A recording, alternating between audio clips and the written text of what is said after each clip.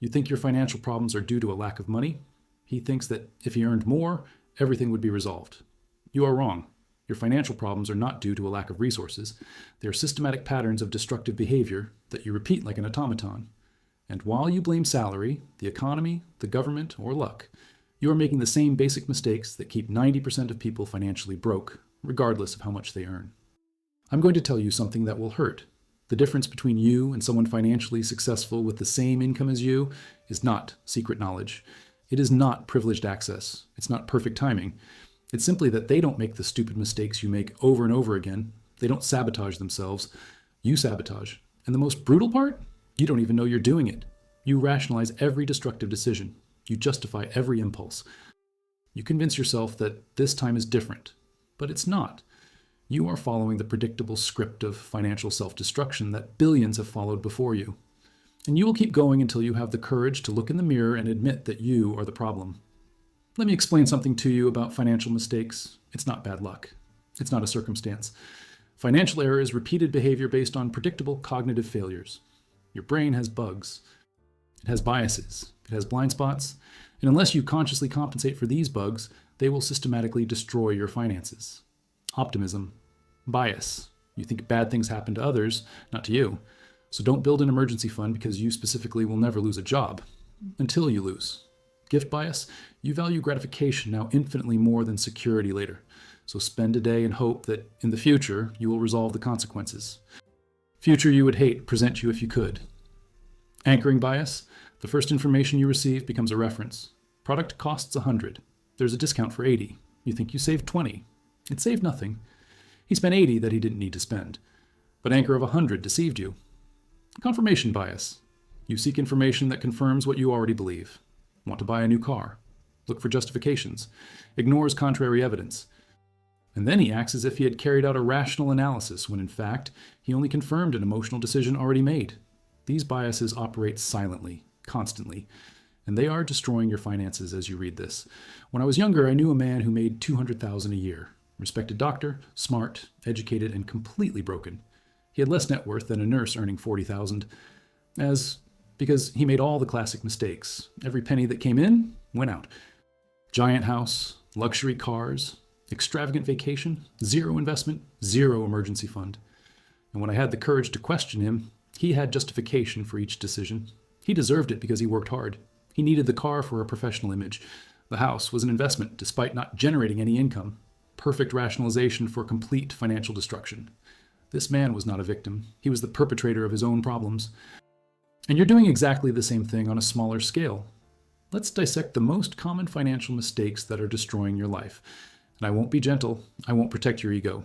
Because kindness keeps you poor. Brutal truth sets you free, even if it hurts.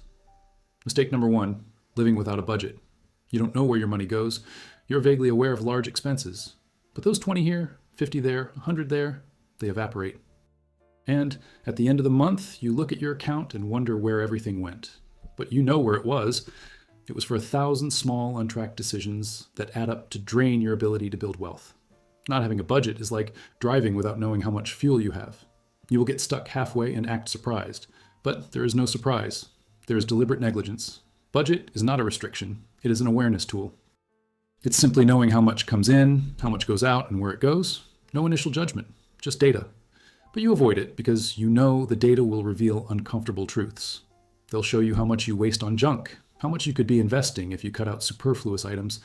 And you prefer ignorance because ignorance allows you to continue destructive behavior without conscious guilt. This is cowardice, and it's costing you your future. Mistake number 2, not having an emergency fund. Emergencies are not if, they are when. Car will break down, home appliance will fail, you or someone in your family will get sick. Employment may end. These are not possibilities. These are statistical certainties over a sufficient period of time. And when they happen, if you don't have a reserve, you have 2 options. Expensive debt or despair. You take out a loan at absurd interest rates, or sell the I was in a horrible time. Or beg for family. All devastating options that could be avoided with 3 to 6 months of expenses saved, but you don't keep it because there's always something more urgent. There's always something you want now. Emergency fund sounds boring. It looks defensive. It doesn't generate emotion, so you ignore it until you desperately need it and don't have it. And here's the cruel irony. Having no emergency fund guarantees you'll remain poor. Because every time an emergency happens, you sink deeper into debt. Each crisis pushes you further back. You never get traction because you're constantly slipping into emergencies that should be minor inconveniences, but turn into catastrophes due to lack of preparation. This is not bad luck, it's choice. You choose not to prepare, and then act surprised when he suffers predictable consequences. Mistake number 3, consumer debt. This is the most destructive, more common, more rationalized, and stupidest of all mistakes. You buy things you can't pay for with money you don't have at interest rates that destroy any hope of accumulation. Credit card at 20% per year, 12% car financing, purchases in store and installments with hidden interest. Each of these transactions is you mortgaging the future to consume the present. It's you saying that small pleasure today is worth more than great security tomorrow. And the math is brutal. If you have $10,000 in debt at 20% and only pay the minimum, it will take you decades to pay it off, and you will have paid $20,000, $30,000 in total. You paid 2-3 times the original amount for the privilege of anticipating consumption. And while you're paying off those debts, you're not investing, so you're losing not only what you pay in interest, but also what you could be earning in returns. It's a double loss. It's a downward spiral. I saw people earning excellent salaries broken by consumer debt. Every penny that comes in goes to pay interest on past decisions. They are slaves to their own history of bad decisions. And the only way out is to drastically cut spending, pay down debt aggressively, and promise never to do it again. But you'll probably do it again, because you haven't learned your lesson yet. Because you're still convincing yourself that this time is different, that you really need this thing, that you will pay off quickly. Lies you tell to justify repeating the same mistake. Mistake number 4, buying a new car. A car loses 20-30% of its value the moment it leaves the dealership. You lose 50% in the first 3 years. It is one of the worst possible investments. But you buy it anyway because you have been conditioned to see a car as a status symbol. Here's the truth. Nobody cares about your car. People who pretend to care don't matter. And you're destroying your financial future to impress people you don't like with money you don't have. Buy a reliable used car. Drive until it falls apart. Invest the difference. In 10 years, you will have substantial assets, while your neighbor with a new car will have had 4 cars and 0 investment. But you won't do that, because you need the nice car. You need the feeling of driving something new. Needs imaginary approval from strangers. So you will continue exchanging real value for false validation. Mistake number 5, house too big. A house is not an investment if you live in it. It's an expense. Mortgage, taxes, maintenance, utilities. Everything drains cash monthly with no financial return. And the bigger the house, the bigger the drainage. But you buy the biggest one that the bank approves because you were taught that owning a home is the American dream. It is not. It's a trap that traps you in massive monthly payments for 30 years. Modest home frees up cash to invest in real assets. A big house consumes everything and leaves you house poor, rich in property, but poor in liquidity. And when opportunity appears, you can't take advantage of it because all your capital is tied up in the brick you inhabit. There are times to buy a house, but buying too early, too big, too expensive, is a mistake that defines your financial trajectory negatively for decades. Mistake number 6, not negotiating salary. You accept first offer, all the time, for fear of appearing greedy or missing an opportunity. This fear is costing you hundreds of thousands over your career. Employers always offer less than they are willing to pay. Always. It's negotiation. They expect a counteroffer. When you accept immediately, you've signaled that you're willing to work for less. And this initial anchor defines all future increases. 5,000 more starting salary compounded throughout your career with percentage increases easily becomes $500,000. But you left it on the table for fear of looking difficult. Always negotiate. Always ask for more. Worst case, they say no. Best case, they earn significantly more.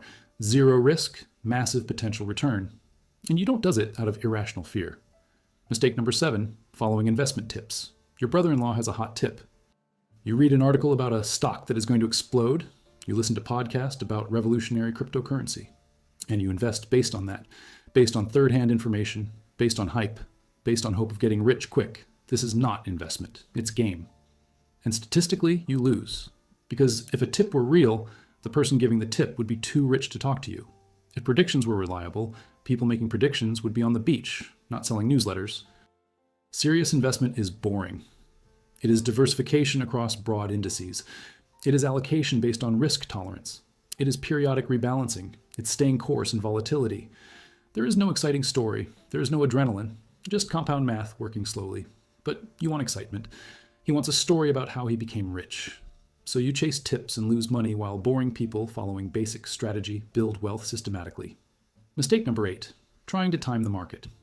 You think you can predict when the market will rise or fall, so you wait for the perfect moment. Or you sell when it is falling to avoid further losses. Or you buy after a huge rally because you are now confident. You're doing exactly the opposite of what you should, buying expensive because it's comfortable, selling cheap because you're scared, and destroying returns in the process. Studies repeatedly show that the average investor has significantly lower returns than the market because they try to time it. They are out on the best days, in the worst. Emotion dominates logic. Winning strategy is buy regularly regardless of price, hold for decades, ignore fluctuations. Dollar cost averaging eliminates timing. You buy more when it's cheap, except when it's expensive, automatically. But this requires you to give up the illusion of control. Let him admit that he cannot predict the future, except that the market is smarter than you, and your ego won't allow it. Mistake number 9, not understanding taxes. You pay taxes without understanding the structure. You leave money on the table by not using available deductions. You structure income inefficiently. You don't take advantage of tax-advantaged accounts. Taxes are the biggest expense for most people. Bigger than housing, bigger than food, bigger than anything. And you don't even take an hour to understand how to legally minimize it. I'm not talking about evasion, I'm talking elision. Use all legal tools, structure intelligently, plan ahead. This can save you tens of thousands per year, hundreds of thousands over a lifetime. But you think it's too complicated. Then pay without question. And meanwhile, people with the same salary pay half because they understand the rules of the game. Mistake number 10, mixing money with relationships. You lend it to your family and don't get it back. You don't have conversations about money with your partner. You divide expenses in a way that creates resentment. You mix finances without clear agreements. Money is the second biggest cause of divorce, biggest cause of family fights. And you avoid conversation because it's uncomfortable. Then problems silently accumulate until they explode. Be brutally clear about money in relationships. Who pays for what? How financial decisions are made. What happens in separation? How much each person earns and owes? Everything on the table, everything explicit. Small discomfort from conversation prevents major catastrophe from unresolved conflict. But you avoid it until it's too late. Mistake 11, not automating. You depend on willpower to save, to invest, to pay bills, and willpower fails constantly, predictably. Automate everything. Automatic transfer to investment as soon as salary drops. Automatic bill payment. Everything that can be automated should be. This removes decision, removes temptation, removes possibility of failure. But you don't automate because you like the feeling of control, to decide monthly, and you inevitably make bad decisions when you're tired, stressed, or tempted. Mistake 12, believing in get-rich-quick schemes. If someone promises that you will get rich quick, it is fraud. Always, no exception. Legitimate wealth is built slowly. Anything promising a shortcut is an attempt to take your money. MLM, pyramid scheme, miracle course, infallible system, unique opportunity, all synonyms of fraud. And you fall repeatedly because you want to believe that there is an easy way. It doesn't exist, except this. And save money and dignity by not falling for the next scam. Mistake 13, ignoring inflation. You look at the number on the account and think it's growing. But if the number grows by 3% and inflation is 5%, you are losing. In real terms, it is poor. Money sitting still is money dying. Traditional savings generally lose out to inflation. You need and invest in assets that outperform inflation over time. Otherwise, you are just watching purchasing power evaporate while nominal numbers rise. Mistake 14, lack of adequate insurance. You don't have life insurance when you should.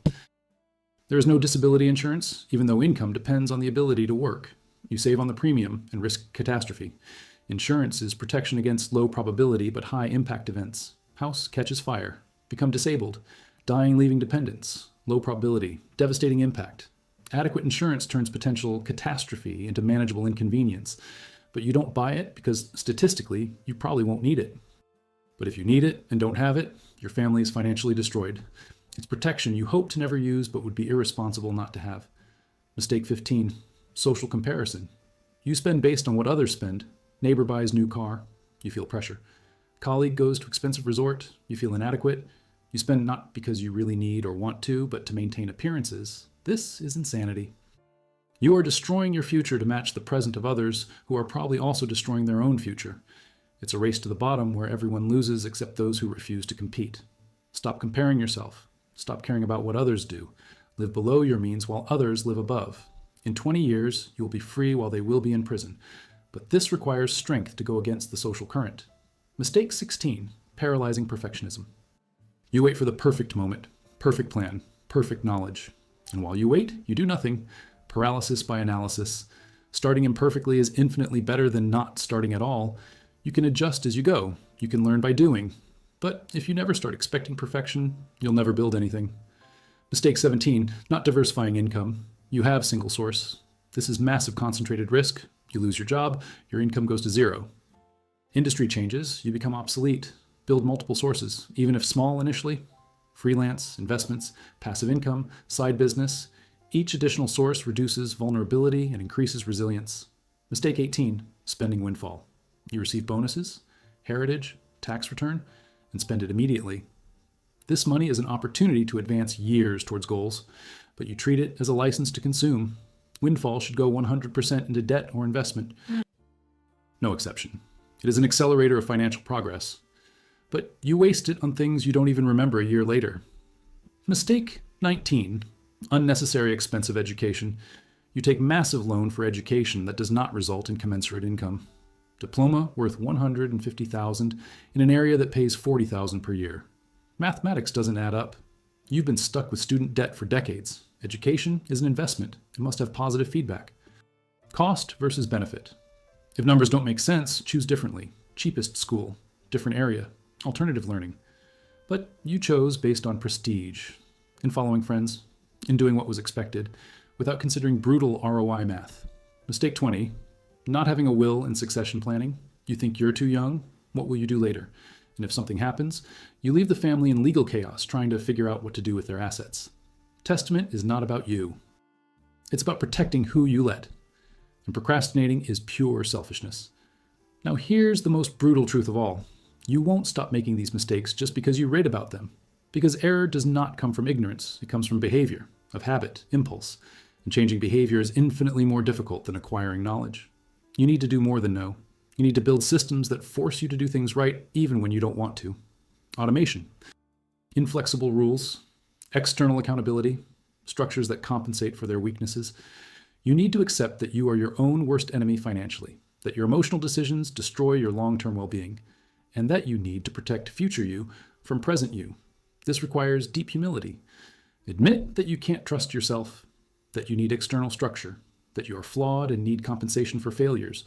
Most do not have this humility. So you keep making the same mistakes year after year, decade after decade, and you wonder why you never progress while the answer is in the mirror. Do you want to avoid financial mistakes? Here's the recipe. Recognize that you're making them now. Identify specifically which ones. Build system that makes it impossible to repeat. And perform religiously regardless of how you feel. It's not about knowing more. It's about doing things differently. And doing things differently requires facing uncomfortable truths about yourself that you've spent your entire life avoiding. The choice is yours. Keep making the same mistakes raws and expect a different result. Or accept that you are the problem and build a solution that compensates for your flaws. One way is comfortable denial. Another is painful growth. But only one leads to real prosperity. And don't tell me you didn't know. I just told you exactly what you're doing wrong. If you don't change, it's not ignorance, it's choice.